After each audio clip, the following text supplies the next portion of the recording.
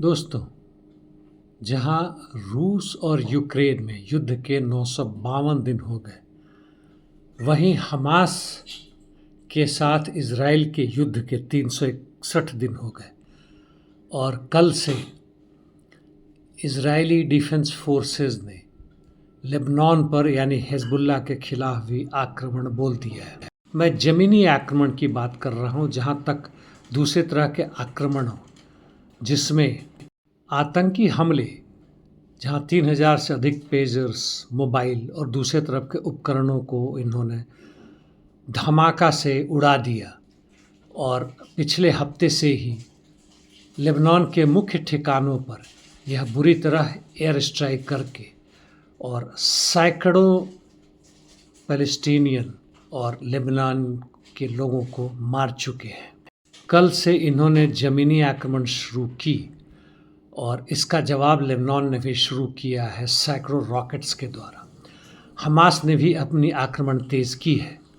जब हमास सैनिकों ने दक्षिणी गाज़ा में 3-4 इजराइल के सैनिकों को मार गिराया, तब हजारों की संख्या में जोर्डान के नागरिक सड़कों पे आ गए थे समर्थन के देने के लिए हमास को। खैर, कल का रात से यह ताज़ा खबर है। करीब भारत के समय से 10:30 बजे के आसपास 100 से अधिक बैलिस्टिक मिसाइल्स ईरान ने अंततः दागा है इजराइल के ऊपर, खासकर तेल अवीव के ऊपर। भयानक तबाही का मंजर है। पूरे इजराइल थर्रा उठा है और जितने भी इजरायली, खासकर जो सेटलर्स हैं, जो बेचारे गरीब और बेसहारा फ़लस्तीनियों को मार रहे थे, खुद ही अब बंकर में भाग चुके हैं। मैं युद्ध और आतंक का समर्थन नहीं करता, लेकिन जहाँ तक फ़लस्तीनियन राज्य की बात है, उनकी स्वतंत्रता की बात है, एक स्वतंत्र देश की बात है, और जिसको 5 से 6 दशकों से दबाया गया है, 1948-49 के बाद से उन्हें तबाह किया गया है। यह भयानक अन्याय उनके खिलाफ, जिसका वह विद्रोह कर रहे हैं और जिसका मैं समर्थन करता हूँ। इस बीच में तेल अवीव में भी शूटिंग हुआ, जैसे हाल फिलहाल में अमेरिका वगैरह में होते हैं, और 4 लोग मारे गए, जिसमें से एक शूटर भी था। पूरा डिटेल अभी नहीं पता। यानी इजराइल जो है अब एक खौफ की ज़िंदगी में वैसे ही जी रहा है जैसे पूरे Gaza, Lebanon, Iran, Syria, Iraq और अन्य देशों में, अन्य जगहों में जी रहे हैं। और जहाँ तक रूस और यूक्रेन के युद्ध की बात है, वह और भी भयावह है।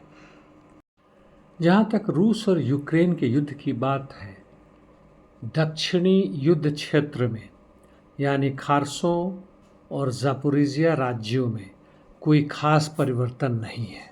मारिंका की सबसे बड़ी खबर यह है कि उगलेदार, जिसकी मैं चर्चा करता रहा हूँ, अब तकरीबन पूरी तरह से रूसी सैनिकों के हाथ में आ चुका है। और उगलेदार के केंद्र में या सिटी एडमिनिस्ट्रेशन के बिल्डिंग पे इन्होंने अपना झंडा गाड़ दिया है।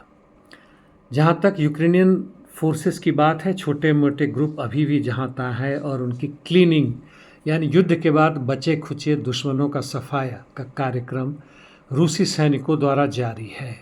अब आते हैं औद्योगिका पुक्रोस दिशा में।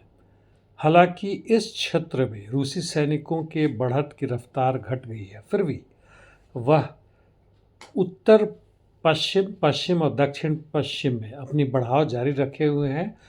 और कई जगहों पर भयानक युद्ध चल रहा है, जिसमें आर्टिलरी, ड्रोन्स और एयर पावर का भी इस्तेमाल ज़बरदस्त चल रहा है।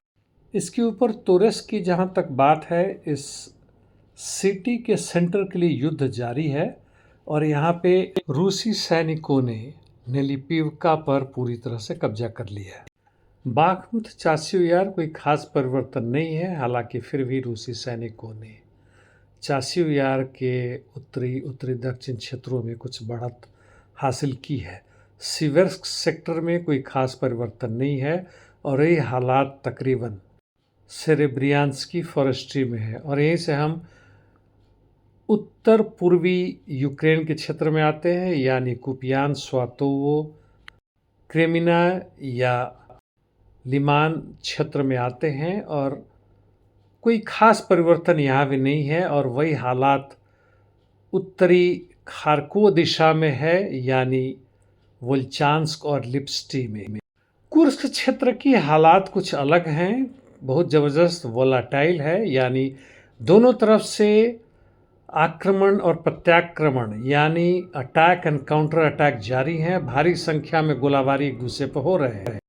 ग्लुश्कोव, कोरिनीवो और सुजान्स्क तीनों जिला में जबरदस्त लड़ाई चल रही है। हालांकि रूसी सैनिकों ने कल से फिर थोड़े अपनी बढ़त जारी की है, और जहां तक यूक्रेनी सैनिकों की बात है, उन्होंने जहां भी आक्रमण किया है पिछले कुछ दिनों से कोई खास सफलता नहीं मिली। अंततः इस बार ईरानियों की सफलता पिछले आक्रमण के तुलना में बहुत ज़्यादा है। 250 से अधिक मिसाइल उन्होंने लॉन्च किया है, और इजरायली एयर डिफेंस से आयरन डोम की बात करें तो उसको भी काफ़ी हद तक नेस्तनाबूद किया है। आज के लिए इतना ही। धन्यवाद दोस्तों।